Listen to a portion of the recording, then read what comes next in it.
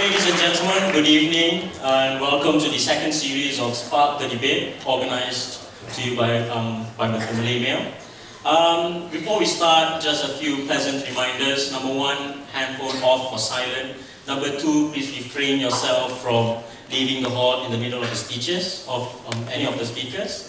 Number three, please refrain yourself from clapping your hands or cheering in the middle of the speeches. And fourthly, ladies and gentlemen, we are giving the opportunity for not all, but selected members of the audience to ask questions. So if you get that opportunity to ask questions, please make it as short as possible. I'm thinking around 15 to 30 seconds. So you don't, I'm really not giving you the opportunity to tell a little bit about yourself or what you do, just straight questions. All right? So before we kick off the debate, I would like to invite both our speakers to meet.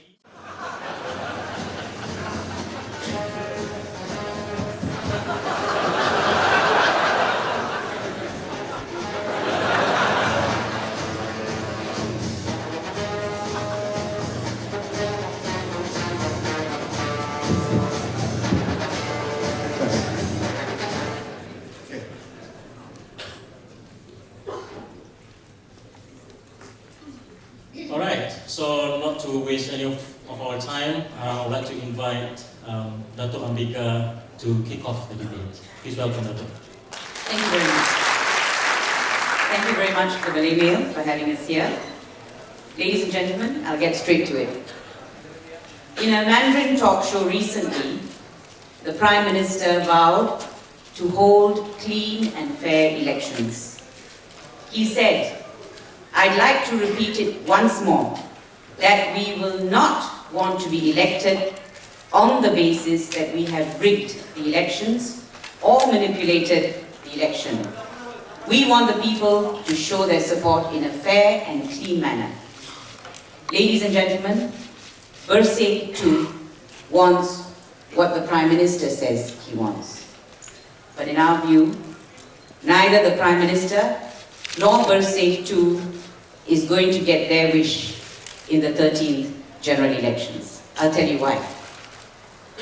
I can't touch on all the 8 demands because of a lack of time, but let me tell you about our electoral roll. That's the first demand that was referred to.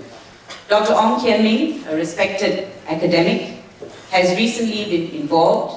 I think the project was mentioned, the Merak project, which is a study into the Malaysian electoral roll.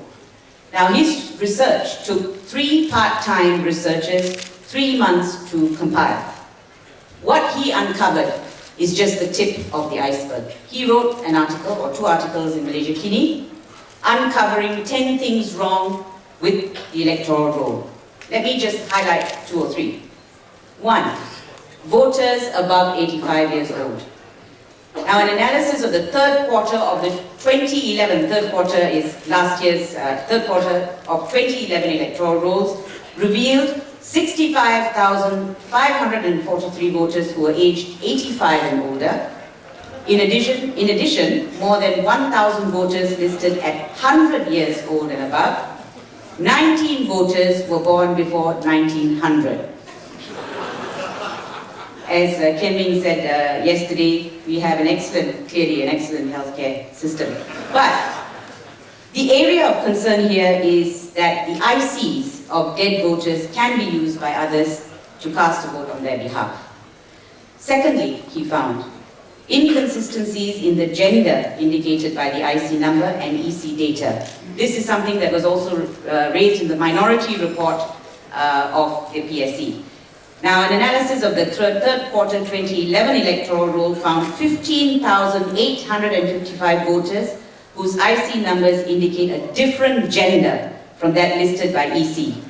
Among these, there were 72 bin, son of, who are listed as female, and 76 binti, who are listed as male. Now, what does this show? A possibility that a person of a different gender could have used these ICs to register themselves as voters. That's the danger. Thirdly, voters who have IC addresses with the date of birth as 7X. These indicate that they're born overseas. Now, as you know, there's much speculation that non-Malaysians have been given citizenship and hence voting rights in order to have them vote for the ruling government. Now this study showed 167,000 ICs with the state of origin digits as 7x in the third quarter 2011 electoral roll. You also have instances of spouses of the army or police voters who are of the same gender. All right? So you have spouses of army police who are of the same gender, same-sex marriages, appears to be same-sex marriages, who are identified. Now, the cases highlighted, I've just pointed out 4. The cases highlighted under the 10 categories that he looked at, and please go and read his paper, they do not include, they're not exhaustive. They cover 100,000 cases, okay? Those 100,000 do not include the 42,000 that the EC chief is talking about. And these 42,000 voters, as you know, whose details were unclear or could not be found in the NRD database. Now recently, Dr. Ong did another piece of research, and it showed this. 3.1 million voters whose IC addresses shows a different voting constituency from the constituency in which the voter is actually voting in, i.e. the IC shows one address, but they are voting in a different constituency. Don't confuse this with people whose IC shows a different address from where they live, because people move. So that's possible. This is different. This is someone's IC address saying they should be in A constituency, but they have been voting in B constituency. Now, there is also 65,455 foreigners who are on the electoral roll. He also found 106,743 cases of deletions, 6,762 cases of additions without public display to the electoral roll from the fourth quarter 2010 to third quarter 2011. Now, the presence of the 3.1 million voters whose IC addresses do not correspond to their voting constituencies is very troubling, because let me tell you, this information was given to the SPR by JPN in the year 2002, and the EC has done nothing about it. You see, prior to 2002, people used to register to vote just by using electric bill, etc. They didn't use their IC. Then subsequent to that, they introduced the system where you had to show your IC. So JPN actually gave these figures to the EC. They have failed to act. Now the problem with that is it's a contravention of Article 1191B of the Federal Constitution, which says a voter must be resident in the constituency in which he is voting. Right, I'm going to move on because I don't have much time. But let me tell you, there were also 65,000 foreigners that were found in the electoral roll, and also people who have been removed or added without the roll being displayed. That the failure of SPR to take any action in this really leaves a lot of doubt as to whether they are actually doing this cleaning they say they're doing every day. So the preliminary findings of MERAP shows that we have something to worry about in the electoral roll. Now let me, what I'm concerned about is that what EC seems to be pushing and giving the impression is that there are only 42,000 doubtful voters. What I've told you just now is more than 3 million. And don't forget, when they downplayed 42,000, they kept saying it's a small number. You remember that? They said it's 3% is nothing. Now that's a highly irresponsible statement to make, because given the way elections run in this country, the margins between winning and losing have been very, very small. So, and in fact, Dr. Wang Chidwat recently did a study, and he said you could knock over the state government of Selangor with 42,000 votes. So it is not a small matter. Now, our quarrel with the PSC on this is that they didn't even scratch the surface when they looked at what was wrong with the electoral roll. This man with experts took 3 months to uncover this. Now, postal voters is another issue. The issue with postal voters, oh yes, one more thing about the EC in relation to these other issues. They never raised them with the PSC. I would have thought that the EC had a duty of full disclosure to the PSC as to what was wrong with the electoral roll. But it appears that they only answered questions if someone found some errors. So the public were bringing forward cases, and then the EC would answer. So to me, that's not good enough. That's not proactive enough. Now, postal voters, another big issue. The issue with postal voters is this. It is vulnerable to election rigging. Postal voters are either sent postal ballots or they take them home.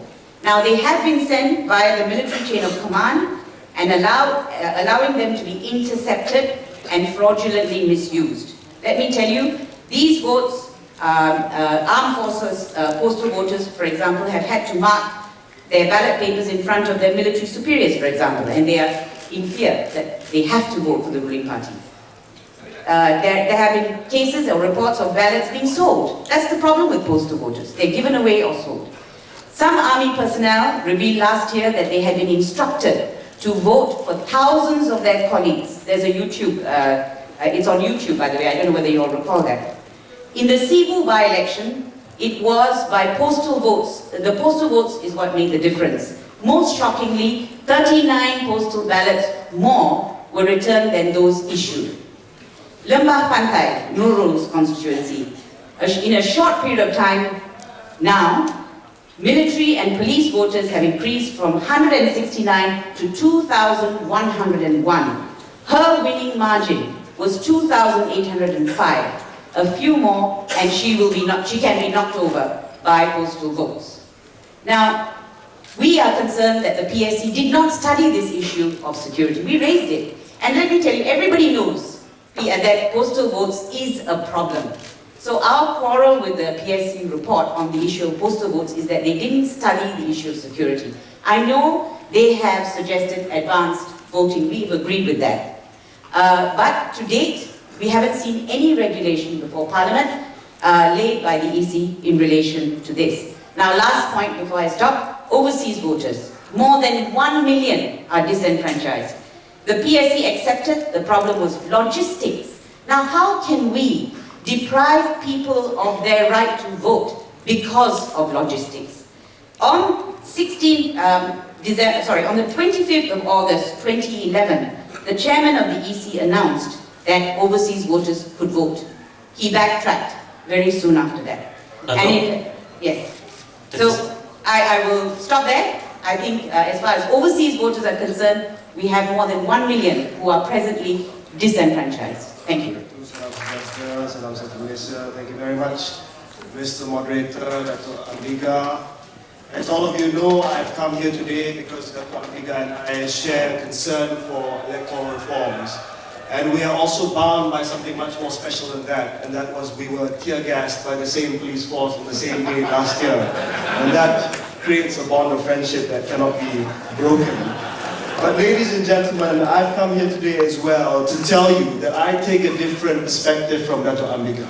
What I'm trying to tell you here tonight is that her decision to go ahead with Bersih 3.0 on Saturday is something that is preempting the reforms that is taking place, something that is prejudicial in terms of the reforms that's taking place, and misrepresenting the reasons why you are going to go out on Saturday for Bersih 3.0. Before I start, I just want to reiterate what she said. For me, just like the Prime Minister, I hold to one principle, just like all my colleagues in Barisan Nasional. We hold to the principle that the next general elections must be the freest and the fairest in the country's history.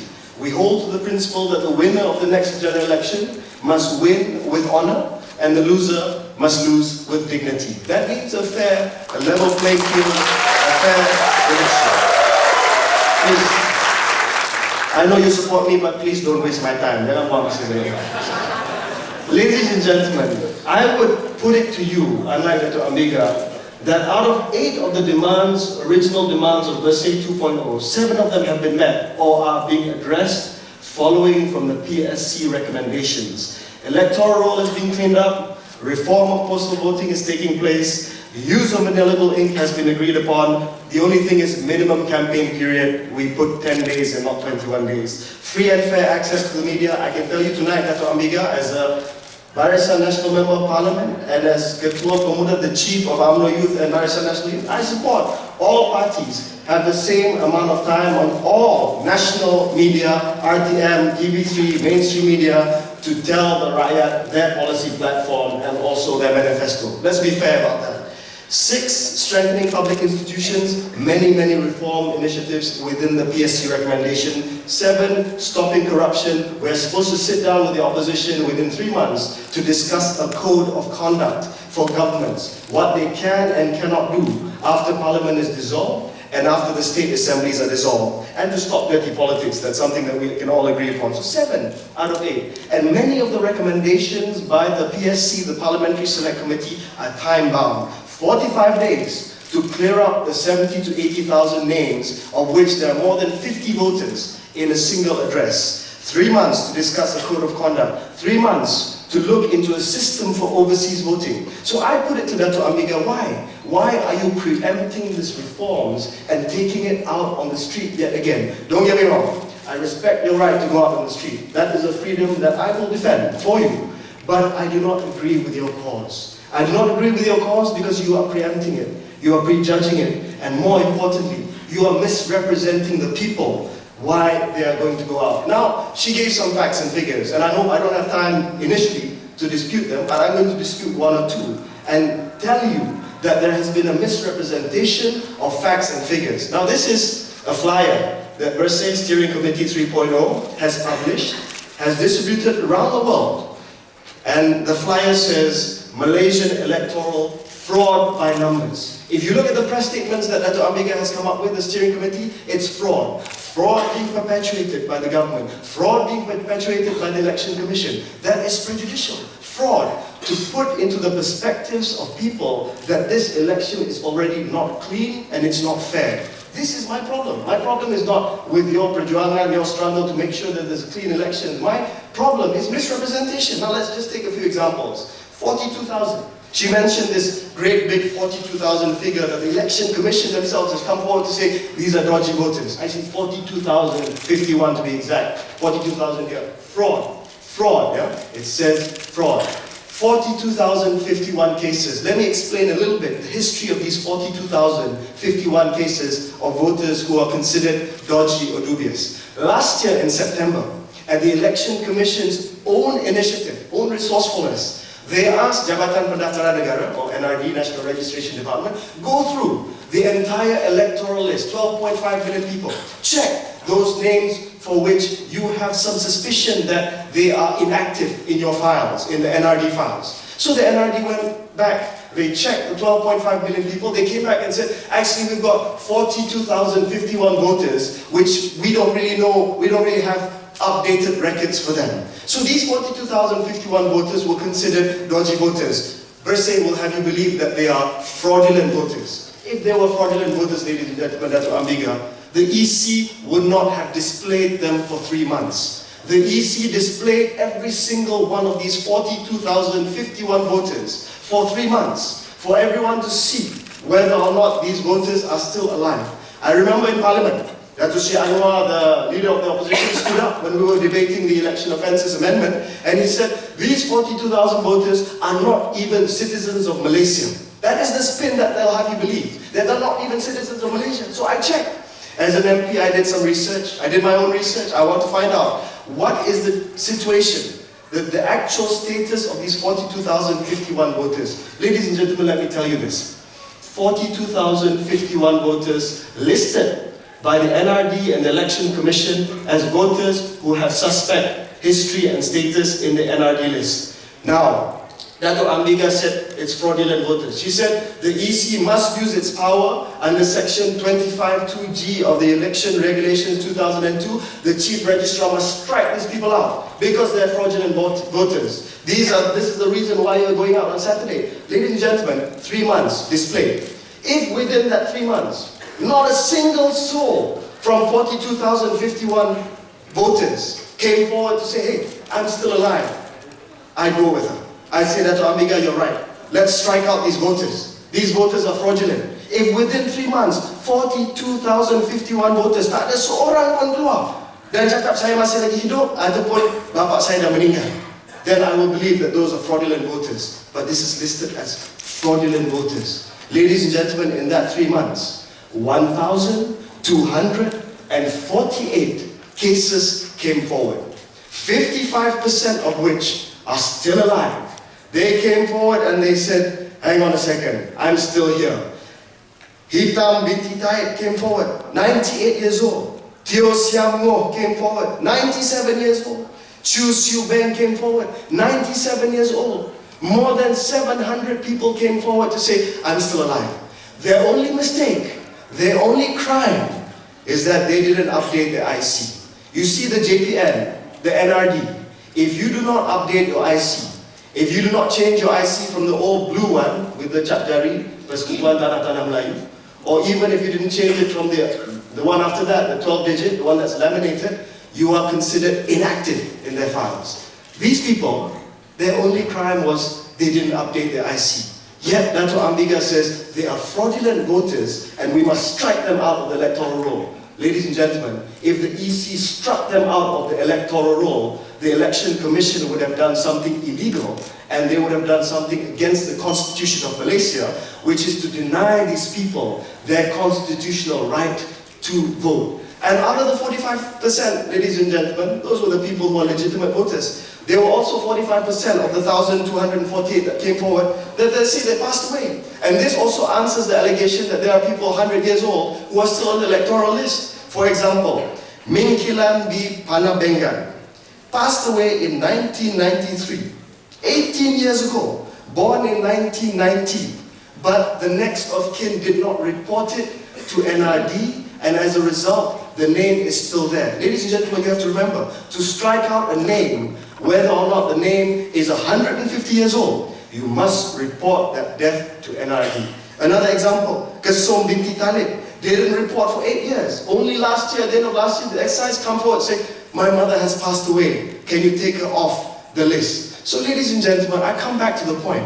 Datuk Ambiga said, they are fraudulent voters. Fraud, that's why you must go out. But these 1,248 cases, I admit, they're not all 40,000, have come to prove that these people are still either alive or they existed as voters. And if you go with the argument that they are fraudulent voters, that you must strike it out and we must march, then you are actually putting your struggle on very, very shaky foundations. These are facts. These are facts. And ladies and gentlemen, there are many, many other cases which I will dispel throughout the night to show you that in fact there are perfectly legitimate reasons for all these anomalies which Dr. Kian Meng, which Bresse have come up with. But the only problem I have is, and I asked Datuk Ambiga once again, Datuk Ambiga, out of the 40,803 left, in this particular example, now that I've told you that 1,248 cases came forward, can you tell me with absolute certainty that these 40,803 are fraudulent cases? Or is it possible? No. Is it probable, because 1,248 came forward, that they are still legitimate voters, or that they were legitimate voters that passed away? They may be in the Pendalaman, in the interior. Their only crime was not to change their IC. So ladies and gentlemen, just one concrete example why the fundamental basis for which you, Datuk Ambiga, are telling people to go out on Saturday is not only untrue, but it's a misrepresentation of the facts if you look for it properly. Thank you very much.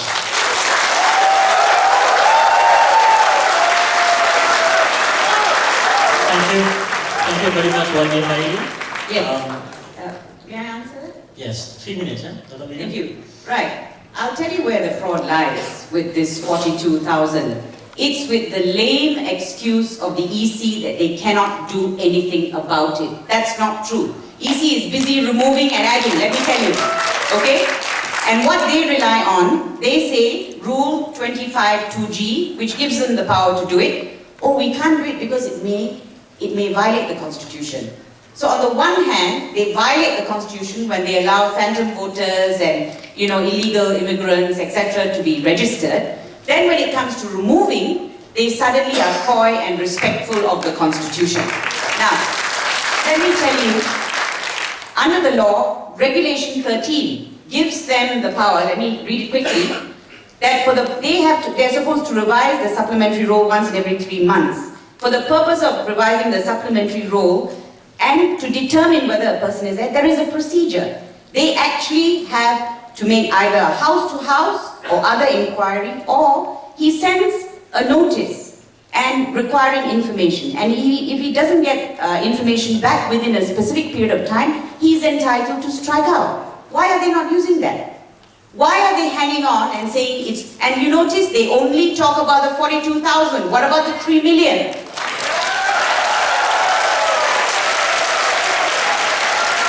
So I disagree that they can't do it. They're liberally doing it. Have you read cases of people who are... Is that it? No.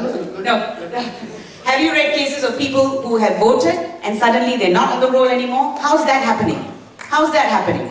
Have you read cases of people overseas who never registered to vote and suddenly find their names on the list? Have you heard of those cases too? So what is the EC talking about? And I want an answer to all the other issues that have been raised by researchers in this area. It took 3 months to do that research. All those figures are formidable figures, and that's the tip of the iceberg. All I ask for is this. This is all I ask for. Put us in a room with the EC, and all MPs sit down, and then let us fight it out. We are ready to do that. We had a debate, and we invited the EC. Versailles was there. The EC didn't turn up. Probably short notice, to be fair, but they didn't turn up. It's a shame, because we would have trashed it up yesterday. But that's what I asked for. Now, sorry. Am I done? Well, there's 30 quite a bit seconds. to answer, because they've talked about fraud. I need to tell you about fraud. The PSC recommended a Royal Commission of Inquiry into Sabah. What do you think that's about? That's about fraud. That's about phantom voters. Don't tell me there's no fraud. Alright, thank you very much, Dato.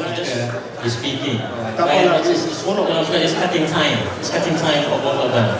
Alright, so, Khairy, sorry. The floor is yours. Thank you very much. Datuk Ambiga.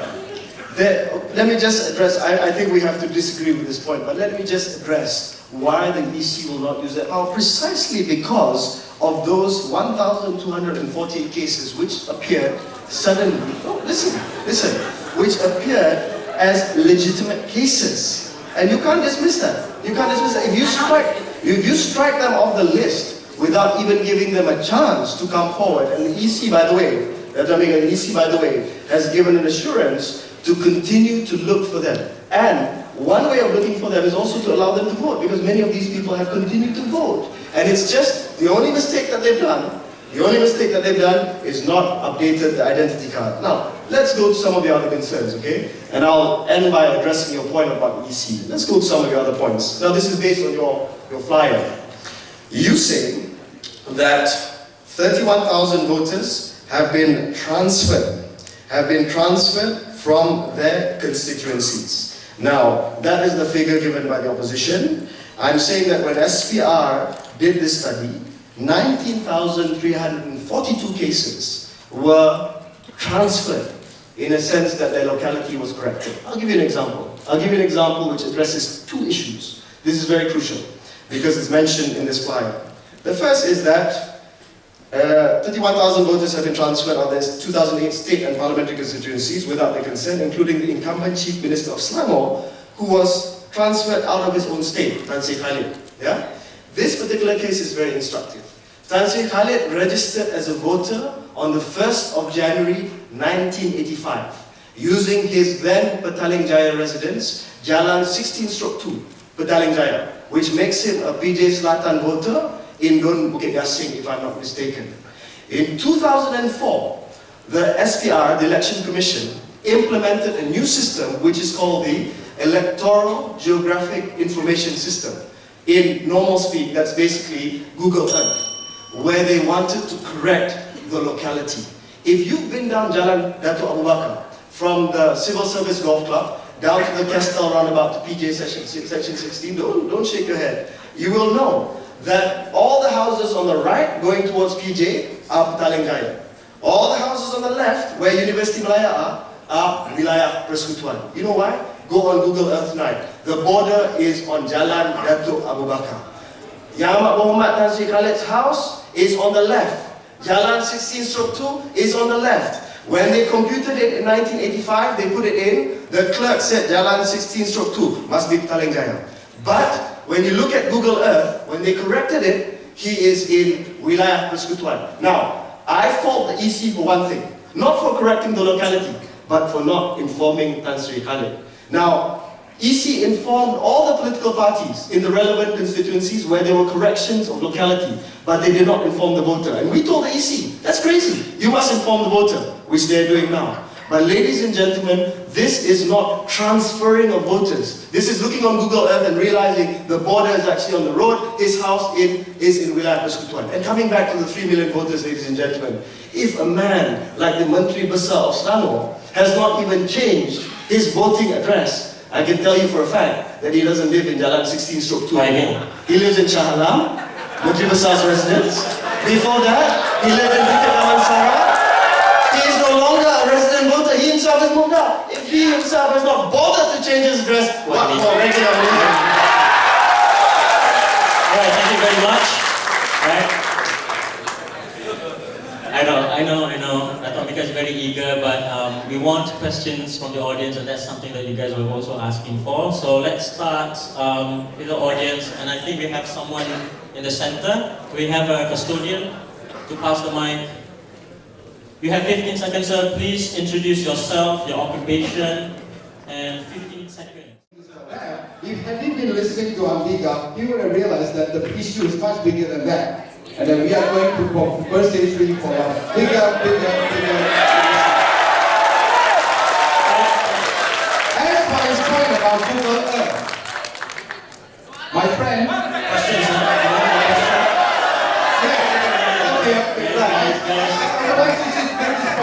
How can he say that in terms of Google Earth, people get transferred out of the original constitution? Alright, thank you My very friend is from Daman Sarajaya, and now she's been moved to Kuala Kangsar. How do you say you use Google Earth? I'm saying that you are going out based on a series of misrepresentation for which I don't have the time to go through one by one. I'm picking on certain cases. I picked on the 42,000. I picked on the 19,342 based on the reallocation of locality, correction of locality based on the Menteri Besar's case. I picked on the 3.1 million voters based on Menteri Besar himself not wanting to update his own address with SPR. So those are certain cases that I've taken. I can't go through every single one. But all I'm saying is that if these particular cases, there are also evidence of misrepresentation, what more all the other cases? I'm not saying, look, I'm not imputing bad faith on Datuk Ambiga. I have respect for her. I think that she believes in what she's doing, which is fine. But at the end of the day, come and talk. Now, your specific point about Google Earth, that's the fact of the matter. There has to be a border between Selangor and Wilayah Persekutuan. There has to be a border. If you look at a map, your case of Kuala Kangsar, you just raised it tonight. It's new evidence. It's not admissible in court.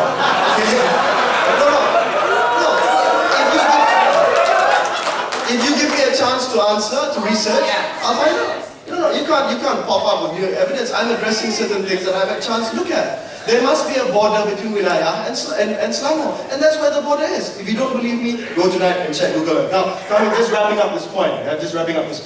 My issue is very simple.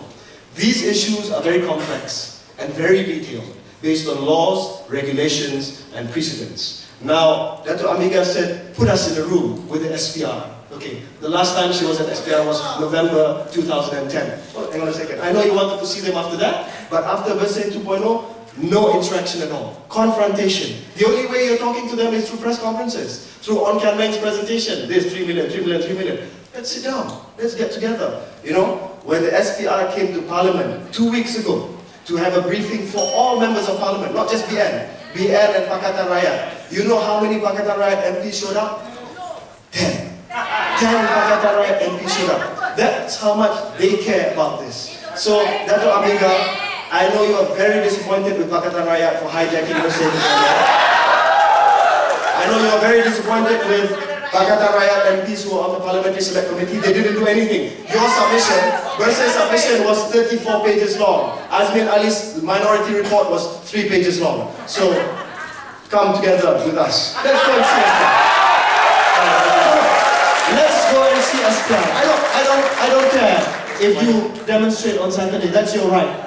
But come to SPR. I will be there. Let us look at the names, the numbers, I see the yes. Then let's All right, wait. end this once and for all. Maybe. Okay. Thank you very much. Can I just address the audience? Right, guys, this is not an auction. Right? This is a debate. So please, keep calm and let's be objective. Let's just go straight to your response to that. Yes, quick one. The difference between you and me, YB, is that you believe what EC says, we don't. And a lot of people don't. And I gave you reasons for that. When I said, put SPR in the same room, not to discuss anything, we have no confidence in them. We will debate it. We will debate it. That's what we're saying. All the MPs, in front of all the MPs, we'll put up our figures. We want EC to give answers. They can put up their figures. We will give answers. That's how I want to do it. Can I ask one and question? I think that's the best way to do it. Can I ask one question? One question. Just rejoin it. It's not a point. I just want to ask a question from the sincerity of my heart. You say that you do not trust the Election Commission. No. You have been on record to say that they must resign. So, what is the point for you to ask to see the Election Commission? Debate them. Debate them.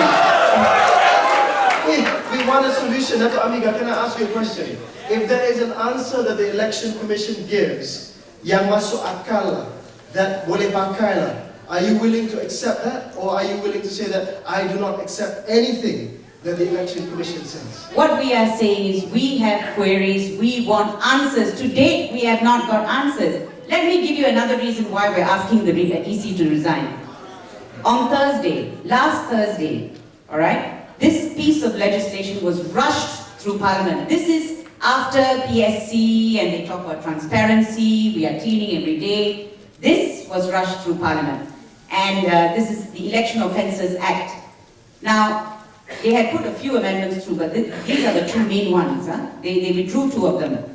The booth to be provided by Election Commission 26A1. The Election Commission shall provide the booth. Then you have a sub 2 and sub 3. Sub 2 and sub 3 allows for the election agents of a candidate to be present there. They have deleted that. That means in the EC booth, you are only going to have EC. Which means people will walk in, you won't be able to check. That's the idea of this. What are they fearing? And you know what the reasoning is? I read the answers. The reasoning is because there's too much problems. What problems? They couldn't say. Why did they do that? How can you not be suspicious? Why is it they don't want them to be checked? They have polling agents and counting agents in the polling center. They can't see from the distance that they're sitting. Which means your indelible ink also is of no use because you can't tell from that distance whether that person's finger is marked. Please explain to me why, and all these are recommendations of SPR. What I want to know is, why didn't they say tell the PSC that they were going to suggest this amendment? Why? Because PSC actually issued a map of the polling station. This is how it should be drawn. Shouldn't they have said, actually, we're going to move this amendment? No, they rushed it through on the last day of Parliament. One more reason. Section 9A, which was passed after the Likas case. If you know about the Likas case, which talked about phantom voters, that brave judge who came out and set aside the elections because of 4,000 odd phantom voters in Sabah.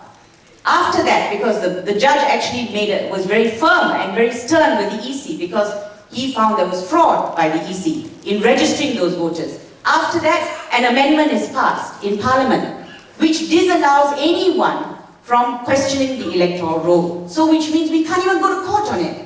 You don't have an independent arbiter. Last sentence, no independent arbiter, which means we are at the mercy of the Election Commission. That's like making Nero fire chief.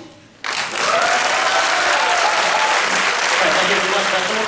Okay, alright. Now we're going to ask another question from Datuk Ambiga, my name is Shahul, I'm from Pemuda UMNO. I have a question for you. On April 2012, you mentioned that a meeting with the SPR is a waste of time. I would like to request that rather than sitting in Utama, I wanted to just sit with the SPR and EC Election Commission to map out the best things moving forward. Because from the last birthday 2 to birthday 3, there has been not much action being taken from his side to discuss the issues. No point talking to the media. They should sit down with them, put up a road plan, see how we can address the issue and make the country better and people can enjoy those benefits. Thank you for the question, Shahul. I think the point is this: because of all the evidence that we have seen, as far as we are concerned, this is going to be the dirtiest elections. That's our fear. All right, that's our fear. And yes, and we have good reasons for saying that. And at the end of the day, all we ask is, please guarantee that you will implement. Fulfilling for me in the English language means implement. Doesn't mean writing about it. It means you write and you implement. All we're asking, delay the elections. Please, delay the elections. Give us time. And we, July last year, we actually, civil society offered. We offered to sit in a non-partisan, in a group where both parties would be represented, all parties, political parties will be represented, as well as civil society. And we said, form an independent panel, and we will help clean up the electoral roll. If they had done that in July last year, it would be done by now. But can you see the reluctance of EC to have someone independent looking over their shoulder in relation to the electoral roll? That is even the PSC recommendation they're not accepting. So this is what we fear, you see. And so to me, talking to them is of no use. We want a new set of people who are not going to behave like civil servants. That's all we're asking for. And all we want is, that's why I'm saying, we want what you want. And we are happy to sit with all the MPs, sit, hear us out, hear the figures that we put up, hear our experts. It's not from me, I'm quoting figures from experts. We have a mapping expert who talks about this. That's why we don't know what map EC is using. Google map, this map, that map. He says there's a confusion which map they're using. And by the way, I understand Tan Sri Khalid was paying rates to PJ. So I don't know how he became a KL, this is common sense, a KL constituency. That's the other thing. So much as I understand, everybody wants us to talk. I'm telling you, it's not going to work. Not with this EC. I'm sorry. I came here expecting a spirit of cooperation and wisdom. No, seriously. Because ultimately, if Datuk Ambiga, if you have already said we cannot work with the EC, we want this EC to resign, we cannot cooperate with this EC, we don't trust this EC, then it's a foregone conclusion. You've already put it front and center that this election is going to be dirty, that is going to be beyond repair. That's why you come up with all these figures. And even when I come forward to give you arguments which I've gotten from the Election Commission themselves, as an MP I asked them, you might ask how come he's talking about, no, I asked them. Just like every other MP was allowed to ask them, I actually did my homework, I went back and asked them, but you cannot even accept that. That's my problem. The issue of the map, also you can't accept that Jalan Datuk Abu Bakar is the border between Wilayah and Selangor. Even that you reject. That's extremely unreasonable. And if you want to really go down to detail one by one, you say, you leave it to the experts. Okay. On Kan Meng said, amongst other things, he said there were new army and postal voters who are above the recruitment age, which is 30 years old. Initially, I thought these were people who were reservists, who joined the regular army, and they are allowed to join over 30 years old, but they were not. They were in the latest role. So I did my check. What happened was, these army officers previously had an IC, a normal civilian IC, but they never informed SPR that they had received a military IC. That's why they were double registered on the electoral roll, and they have to be taken out. You see, the burden of proof in our electoral system is that we need to inform the EC. If you passed away, your next of kin has to inform the EC. If you change address, you have to inform the EC. Now, this is something that we can talk in the long term, but that is protecting the constitutional right of voters so they're not stricken off. That's the issue. If you talk, Ong Tian Meng again, you refer to Ong Tian Meng, he said there are now wives of police officers registered as postal voters. He said this is against the law because only wives of army personnel are allowed to be registered as postal voters. Tiba-tiba dia cari, dia kata, ada wives of police officers registered as postal voters. I checked. I said, what are these cases of wives of police personnel registered as postal voters? This is part of the fraud that she claims is perpetuated by the EC. These are all spouses of a particular police unit called PGA. Pasukan Gerakan Am. If anyone knows about the police, PGA is an infantry unit for the police. They are a paramilitary unit. Only wives of the PGA who serve like the army, who serve at the border, who serve in Kelantan, who serve in Grid, who serve in Kedah, are given the right to register as postal voters. I give you that example. Also, you cannot accept, say no, this is illegal. But under the regulation, they are allowed to register whoever they deem fit as postal voters. Not all spouses of police personnel, but in this case, police personnel from the PGA, who are like the army. They are sent to camps to the border. They are sent into the hutan. Therefore, they are given the same privilege as army personnel's wives. So there's an explanation. If I explain like that, a lot of you say, okay, but the problem is, we come back to the fundamental problem, is that you don't trust the EC. And I'm having a tough time trusting you tonight, because there's nothing that I can say to bring you to the table and not debate the EC, Dato'. I'm asking you to come and talk to them so that we can get to the bottom of all these issues. What we are prepared to do is come and talk to all the MPs.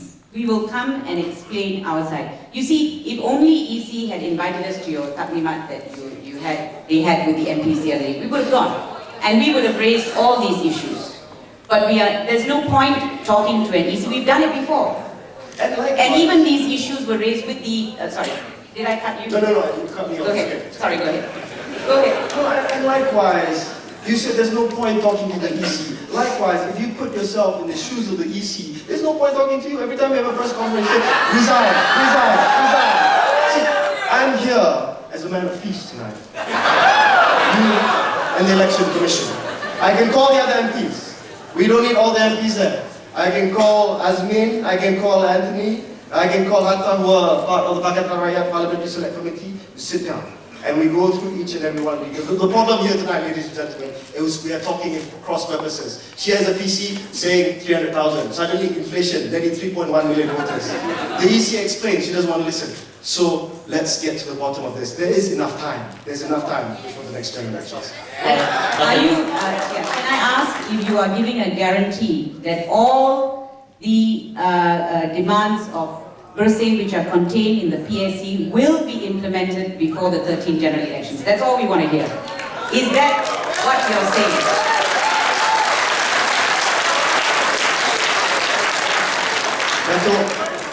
Dato'. May not be in your hands. Thank you.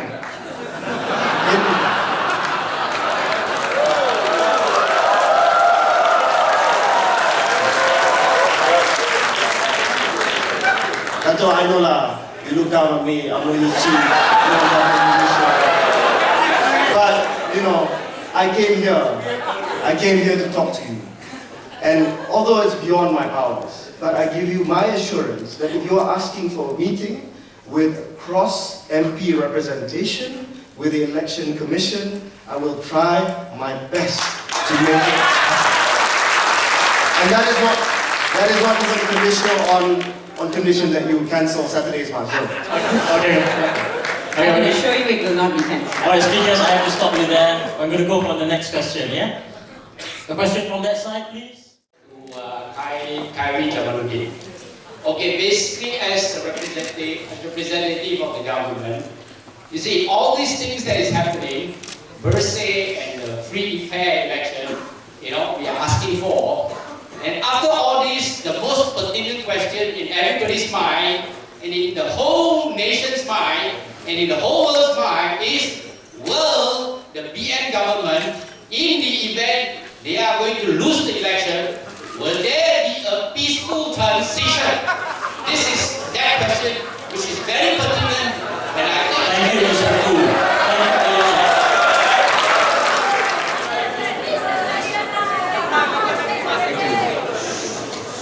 Look, we all play by the rules. We all play by the rules. And if we lose an election, then we lose an election. Just as we handed over Pulau Pinang in 2008, just as we handed over Selangor in 2008, just as we hand over Kelantan every single election, just as we handed over Kedah in 2008, just as we handed over Perak for a while in 2008. If we lose, we lose. I can assure you that as far as I'm concerned, again, this is probably way above my pay grade. I can give you an assurance that we are committed to make sure that Malaysia is a respected democracy. If we lose, we lose. We are not going to hang on to power. There's no General Musharraf here, pardon me, Pakistanis. There's no instance of a coup here. The army has been completely divorced from politics in Malaysia, unlike in Thailand, unlike in Singapore, unlike in Indonesia. There is absolutely no threat of that. The guarantee as far as it comes from the Ketua Pemuda is that if we lose, na'udzubillah, if we lose. Thank you, look, questions in relation to the debate, yeah? So we have one from the center and just one from center. 15 seconds, man. Could we have a custodian running over there? 15 seconds. Something related to electoral reform. I'm Irene and the question is to Khairy. Yes. One is birthday is talking not because of Ambiga, but because the rakyat has lost confidence of the Election Commission. Two, I want to know when the Election Act amendments were passed, it stripped off transparency and accountability representation by the candidates, both candidates. Did you vote for it or against it? All right, thank you, man. We walk because of Rakyat, not because of Ambiga. All of us purport to do things in the name of Rakyat. I know some people will say, how can you say you represent the Rakyat when, 20,000, 50,000 people go out? Let's say. That's what some people will say. I'm not going to say that. I'm going to say that everybody purports to speak on behalf of the Rakyat. So do I.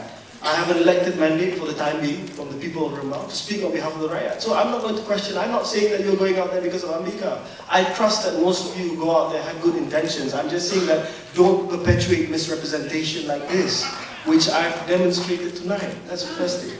Second thing, when it comes to the Election Amendment Act, again, this comes back to Datuk Ambiga. Jumps the gun. Prejudicial. You had a press conference the next day after the Election Amendment Offences Act was passed. And you jumped the gun saying that one of the amendments that were passed was that the entry and exit of the polling agents and counting agents are now at the sole discretion of the SPR. She didn't even check. We pulled that amendment because even we said that that's not right. She later apologized. So, but this is a point of jumping the gun. This is, no, hold on. I will answer the question. I will answer the question. Secondly, coming to another point that she made. This is a very crucial point. She said dirty politics will be perpetuated because there's an amendment in the Election Offences Act that takes out the need for you to publish the printer's name for posters and also for banners. That's true, Datuk Ambiga? She said because of that akan ada banyak poster dan banner yang berunsur fitnah, defamatory, etc., etc. I've contested in one general election. I've led Pemuda Barisan Nasional in more than 20 by-elections. I can tell you for a fact, I swear on my life, I have never seen one poster which is defamatory. So and so is gay. So and so is corrupt. I've never seen on that poster, printed by Barisan Nasional, printed by Pakatan Rakyat.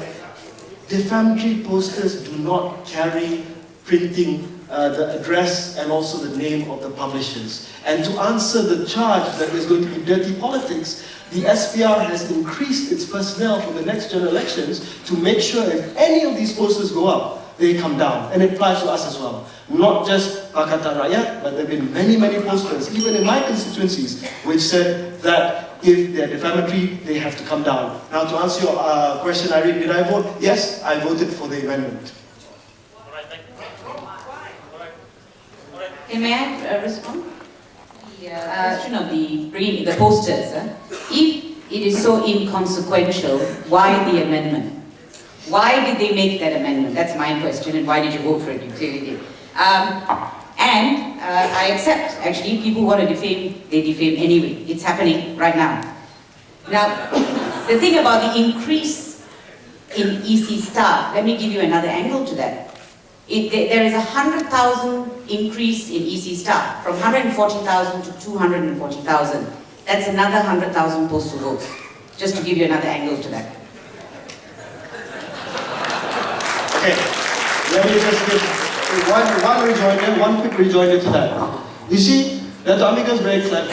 She says an increase in 100,000 EC staff means an increase in 100,000 postal voters. Not all EC staff are postal voters. In fact, it is the expressed policy of SPR that they send their staff, where possible, to the place where they vote. Only a minority choose to be postal voters. Not 100,000 are going to be postal voters. Most of them will be sent to where they are actually going to vote, in their IC and in the electoral roll. The problem is, she said 100,000 means 100,000 postal voters. That's my point. Please do not misrepresent Datuk Ambiga. They do not automatically become postal voters. They have a choice. They have a choice to become postal voters or not. All right, thank you very much, YP. Doctor, you want to respond to that? Look, you know, Come on. Ladies and gentlemen, audiences, please respect the speakers. Okay? Thank you very much. I have held my counsel for the number of times you've used the word misrepresentation on me. I haven't used it on you. I was talking about the EC. And unfortunately, you believe everything the EC says. Now, the 100,000 increase, what we were talking about is, we will wait and see. We'll wait and see the increase in the postal votes in the next general elections. Let's see. Because what they should be doing, for the reasons that I have said, they should be reducing postal votes. Because they are for sale, they're literally up for sale. So I accept your point. Let's wait and see what happens in the next general elections, whether there's going to be a spike in postal votes or not. Please explain the spike in Nurul's constituency, for example. Look at the spike, the sudden spike, and I think she has made an issue of it. It's not going to change. So where are these postal votes going to be? Where we'll have to keep an eye on it. I can bet your bottom dollar it'll be in constituencies where the margins are narrow. And in fact, the facts and figures will come up as we speak. But what I'm trying to say is, we don't want to see that happening and then find out about it after the elections. All right, Please. I give you that. Yeah. Okay. All right, Dato, thank you very much. All right, the next question from the audience, from this side. We have someone right in the middle, in the front. Hello, my name is Liz Ratcliffe-Moore. I'm a writer and filmmaker based in London. So obviously my topic of interest is the right of Malaysians living abroad to vote. And I would like to understand the position that both parties arrive at in this matter. Thank you. Right, thank you very much. Dato? Yes. Of course, as far as we are concerned, the Constitution provides that you have a right to vote. So as far as we are concerned, it is up to the government to make it happen. It's been a long-standing problem, and I'm aware that the My Overseas Voter group from London actually sent proposals to the PSC as to how it can happen. Our quarrel with the PSC report in this regard is that they actually said that due to logistic problems, they're not going to force the EC to make provisions for you all to vote overseas. And we have a quarrel with that because we think it can be done. So do the overseas voters. And what they said to the EC is, you go away, you leave it alone for the time being, you go away and you think up of conditions. Because the EC said, look, we must have conditions. A person has to come back to the country once in 5 years, etc., before they are eligible to vote. There are many jurisdictions who have that. There's nothing wrong with that. But right now, there are no conditions. And yet the government is not taking any steps to ensure that these voters overseas are enfranchised. That's our quarrel with the PSC report. Which I agree with the principle of allowing overseas Malaysians to have the vote as per the PSC recommendation. I think we are in agreement, Datuk Ambiga and myself. I disagree with her once again when she says that nothing is being done to this regard. There is a time-bound recommendation in the PSC report which says that the Election Commission must study and must recommend for implementation within 3 months after consultation with other agencies. What are the other agencies? Of course, Wisma Putra, Ministry of Foreign Affairs, and also JPN to make sure that the necessary systems are in place for us to have overseas voting. She says nothing is taking place. I've just checked with the SPR. Have they already started discussions with the Ministry of Foreign Affairs? They have. There is some issue of logistics that needs to be considered. It's not a petty issue. They are deciding whether or not They open one polling station at our High Commission in London, which is extremely small, in Belgrave Square. Whether or not they rent out a hall, whether or not they give postal votes to Malaysians overseas. If they give postal votes to Malaysians overseas, there has to be a process of registration, because many Malaysians who live overseas do not register with our Perwakilan, do not register with our embassies, do not register with our High Commission. These are the logistical issues. They're not logistical issues made up and chucked around like that. These are serious issues that need to be dealt with. But we have received positive feedback from SPR that the discussions are in an advanced stage and that they are looking to put a paper forward to make sure that this can be implemented as soon as possible. Again, if you ask the SPR, they will give you this answer. If you don't want to talk to them and ask them to resign, you will never reach this conclusion. May I respond to that? Yes. Number one, will it be done before, again, I'm sounding like a broken record, will it be done before the 13th general elections? If you can't do it, you delay the elections until you get the logistics in order. And why has it taken, we've had overseas Malaysians for years. Why are we only now looking at logistics? That's the other issue. So, to me, it doesn't cut ice, actually, I'm sorry. Because all this back and forth and study and thesis and academic exercises don't mean anything unless you put it in practice. These people want to vote and we must enfranchise them. My only rejoinder is that the recommendation is time-bound, 3 months. You keep on saying, do it before the elections, delay the elections. As much as you want me to be the Prime Minister, I'm not the Prime Minister. I can't tell you when the elections is going to be, but the Prime Minister has committed himself again and again to a free and fair election. I think we should give him that chance to show and prove himself. Can I just, very quick, sorry, I have to say this. 2 of the recommendations in the interim report of the PSC specifically says before the 13 general elections. The indelible ink and one more. All right? So they thought about it. They said before the 13 general elections. What does that mean? They don't know when the elections are either. Why is it you can say that in relation to one recommendation and not the other? That's my question. Just quick, 1 minute, 30 seconds. Let's think about this logically. Indelible ink, it's always been a suggestion. It's a suggestion that could be implemented immediately because it was always on the table. Overseas votes only now being considered. It needs some time to discuss with all the different embassies and High Commission that we have all across the world. That's why it's not apple and apple comparison. All right, thank you very much, speakers. We'll go to the audience back again. Question, I promised someone from the center. No? I'm Dr. Wong Chin Huat from Brazil. My question is to Khairy Khairy. Would you agree with me that the Constitution, 13th schedule in the Federal Constitution provides that all constituencies have, between the same state, have to be approximately equal, except that rural constituency can be larger? Yes? That's part of the other questions. No, just one question. No, that you can't. Without the premise, how can I ask the question? My question is, after 2003, the constituency redelineation, you have Baling with 74,698 voters, while Alostar having 57,313 voters, both in the state of Kedah. So Khairy Khairy, would you agree with me that the Election Commission has acted against the Constitution, or you think that Baling is more urban than Alostar? Thank you. All right, thank you very much. Khairy, I'm going to give you extra time to answer this. Okay, this is a question of, basically a question of gerrymandering and delimitation. Now, I understand Chin Huat's point that we should try and give more equitable spread of seats based on population. That's something that I can agree with in principle. But there are outlier cases which there's nothing you can do about. Putrajaya, if I'm not mistaken, has a voting population of about 20 to 30,000, okay?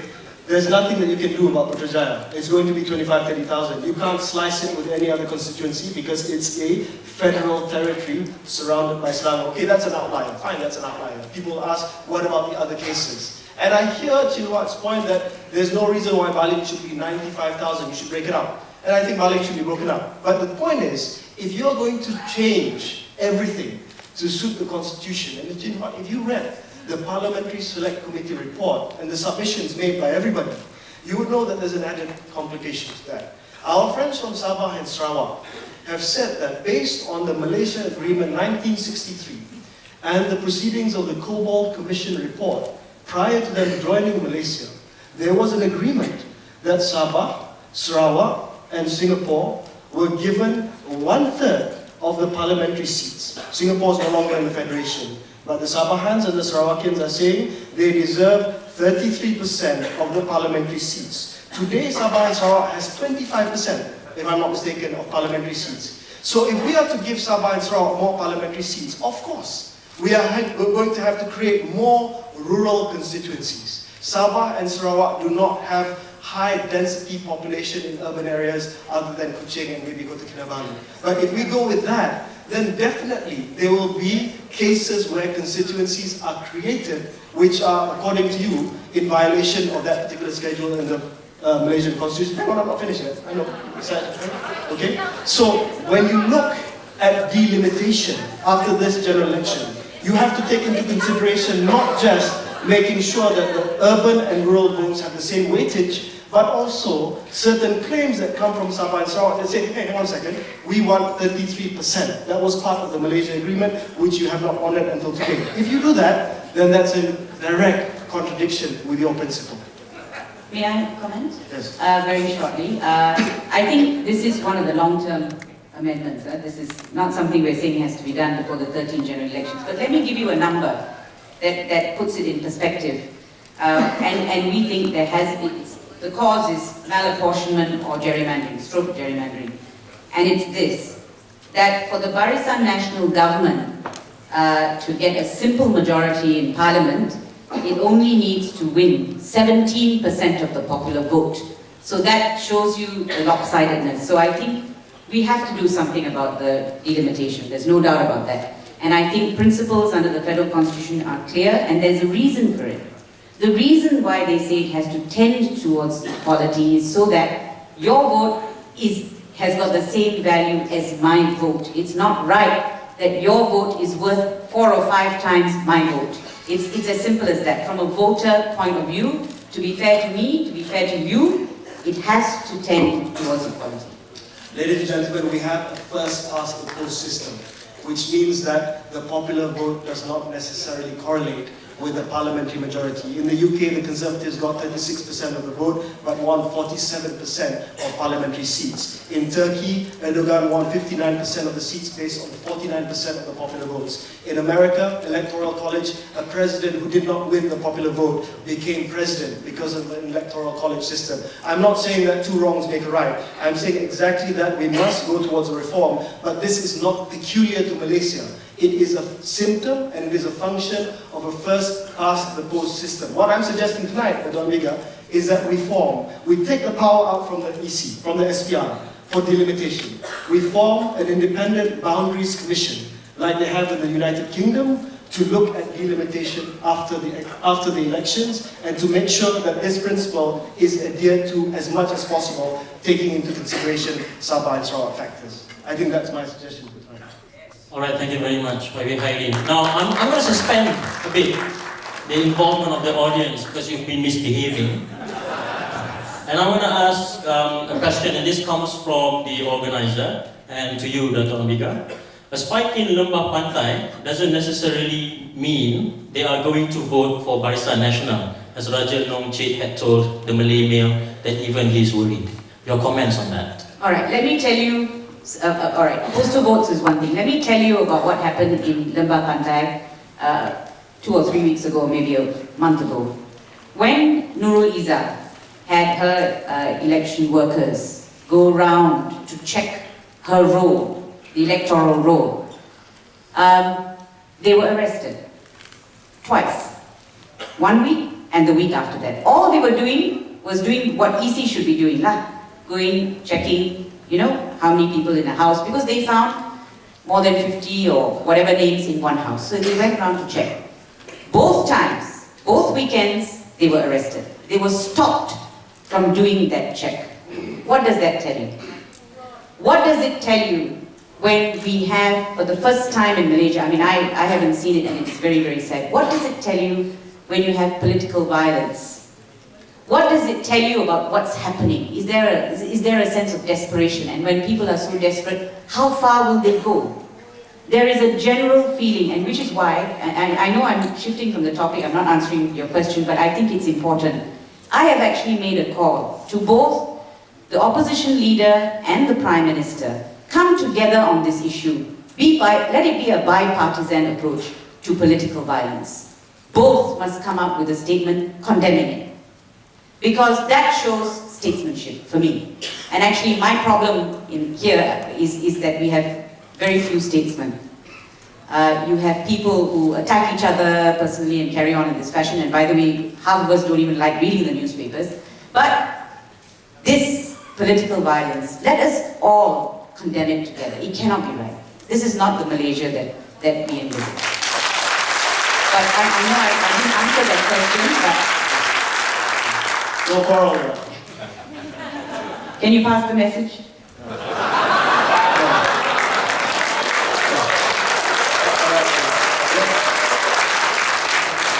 Datuk Ambiga has single-handedly demoted me to an office boy tonight. Alright. Now we go back to the audience. Alright. From the center, can I have a custodian running with the mic? Please hold the mic. Hold tight. 15 seconds. Sorry, my question is towards Khairy.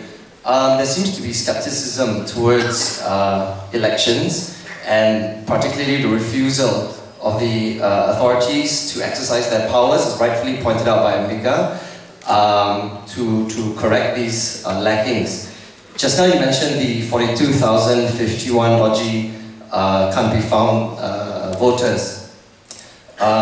And Ambiga mentioned, you could knock on their doors, you could provide notice. And as I understand, in litigation, we do it all the time. In bankruptcy proceedings, we do it all the time. There's a cut-off point from knocking on the door to pasting to newspaper adverts. And you have said that would be unconstitutional. So my question is, what would be your cut-off point at striking out these missing voters? And what would be your alternative?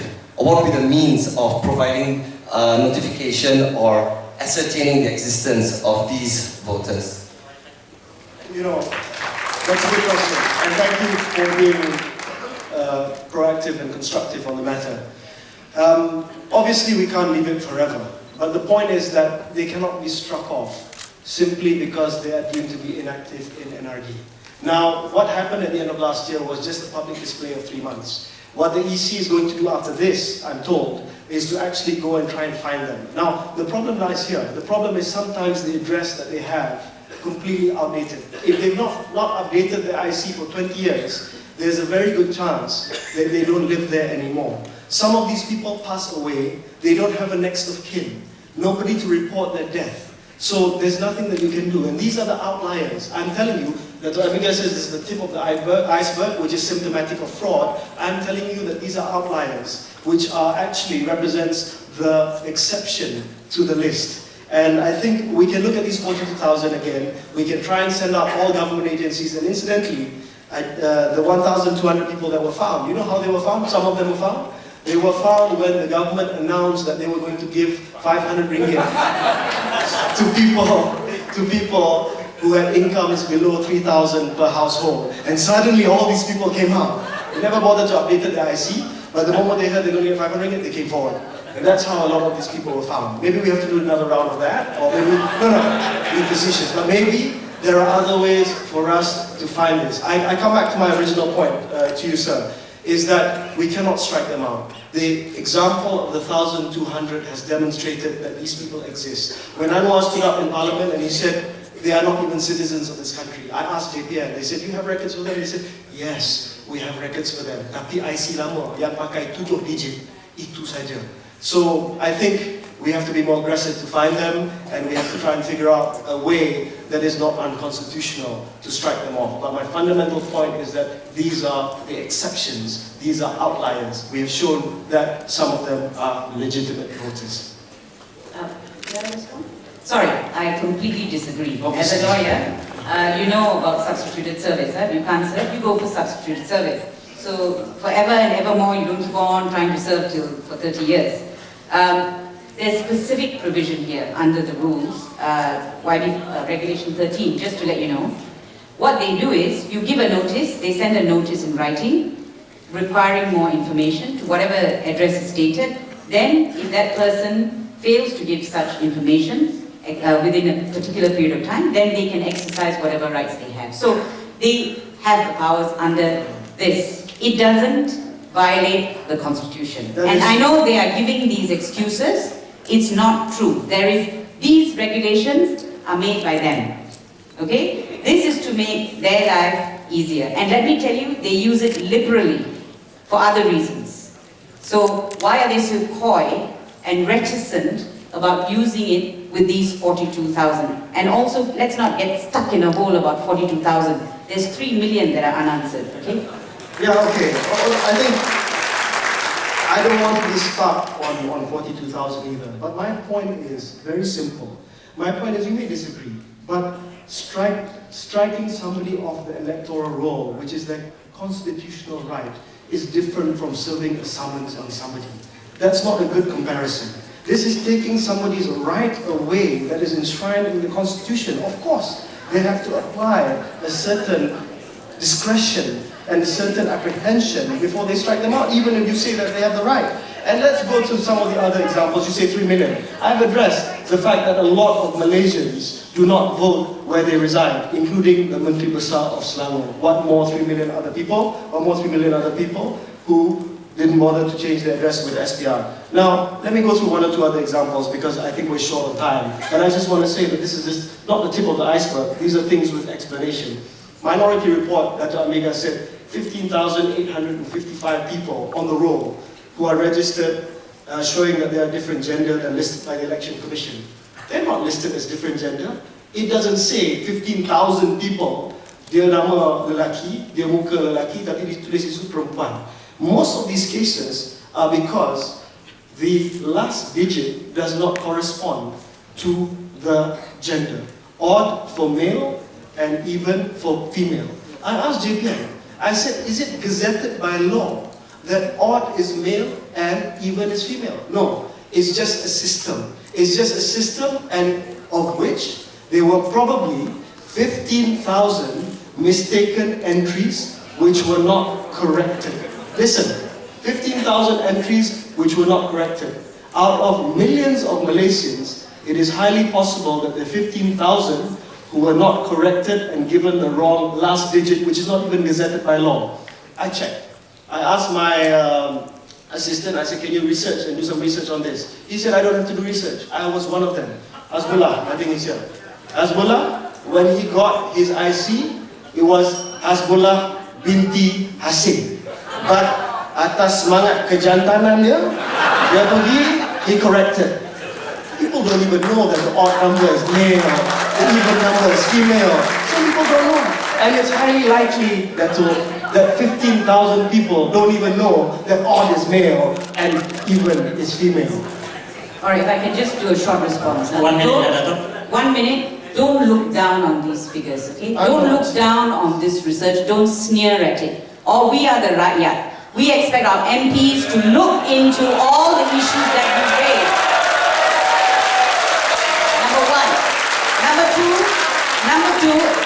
Number two, the 3 million, I have to answer this, and I won't use the word misrepresentation like my worthy opponent has been liberally using. The 3 million, be careful, it's not about people who have moved and not changed their address. It is about people who have an address on the IC and are voting somewhere else. That is critical. That means they're not voting in the constituency according to their IC. Because a lot of people move away when they move from kampung to city or vice versa. And what happens? They keep that address. Voting time, they go back because that's their residential home or their family home. This 3 million is not there. And who picked it up? JPN picked it up in 2002. 10 years later, it's still there. Why? Alright, I have to stop. top both speakers there. Okay, ladies and gentlemen, I'm sorry, no more questions from the audience. We have 10 minutes left. So what we're going to do right now is I'm going to give 5 minutes each to both speakers to wrap up and make their final stand in today's debate. So I'm going to start the closing remark with YB Khairy. Ladies and gentlemen, first of all, I'd like to thank the organizers, but more than that, I would like to thank Datuk Ambiga Srinivasan for having this open debate. I think the one important takeaway, which all of us can agree, in fact, in this room, is that debate is a part of our democratic culture and we should encourage it. Secondly, I won't use the word misrepresent anymore. I've used it liberally. All I'm saying is that, by all means, on Saturday, if you like, go out. The venue, Dataran Merdeka, we've offered Stadium Merdeka. That was where you wanted to have it last year. I don't know why it's different this year. Datuk Ambiga, it's not about Dataran Merdeka. It's about free and fair elections. Give in a little bit. Go to Stadium Merdeka. Nothing wrong with that. But anyway, coming back to the point. There is an impasse here tonight. The impasse is she doesn't trust the election commission. I can understand. I can understand that. But all I'm saying is that if all the MPs are present, not all the MPs, very difficult to get all the MPs present, but we have a decent number from Barisan Nasional, from Pakatan Rakyat present, I ask you tonight, I ask you as a Malaysian tonight, not as a member of parliament, as a Malaysian, to another Malaysian, let us go to the election commission, let us look at the cases one by one, let us sit down and get your answers from the election commission. No more press conferences, no more cross purposes, no more shouting at each other. Every Malaysian wants a free and fair election. Please be reasonable. I offer my hand in friendship to you tonight. Let's go and let's sort this out. Right, thank you very much. Yes, I disagree. Every Malaysian wants a free and fair election. Many Malaysians do, yes. There are many who don't. Now, but I accept, I'm happy to have a discussion. I'm happy to have a discussion as you've suggested, but I would like the members of parliament there, because I actually think if you saw some of these things, you will understand what it is we're trying to say, because it's frustrating, because you're all only listening to the EC. You're not hearing civil society, you're not hearing us out. And that's where we find the problem. So, fine. With you on that. In fact, I thought that's what I suggested. Maybe I suggested a debate. With you on that. Now, the issue about, sorry, I have to answer this question about Dataran Merdeka and Stadium Merdeka. The offer for Dataran Merdeka was made by the Datuk Bandar today. That's 2 days before the event. The only reason we said it's impossible for us to change is because it will cause a mess. You will have people in Dataran Merdeka and people in Stadium Merdeka. So that's the reason, right? Now the other thing is this, finally.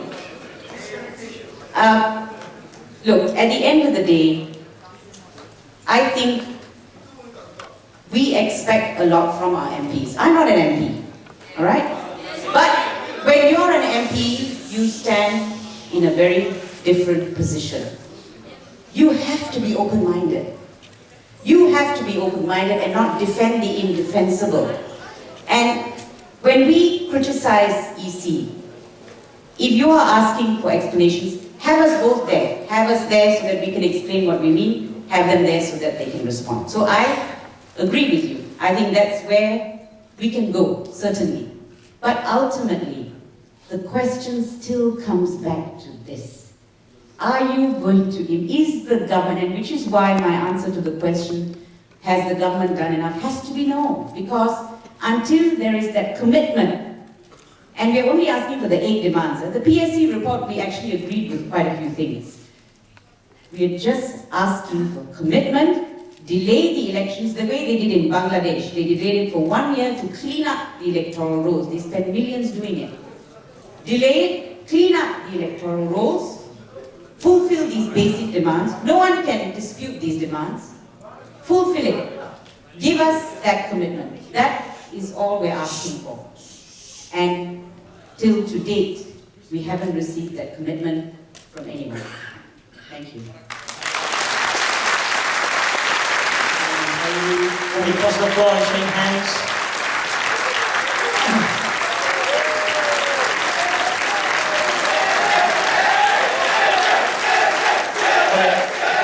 Thank you, both speakers. Please be seated. And I pass the session back to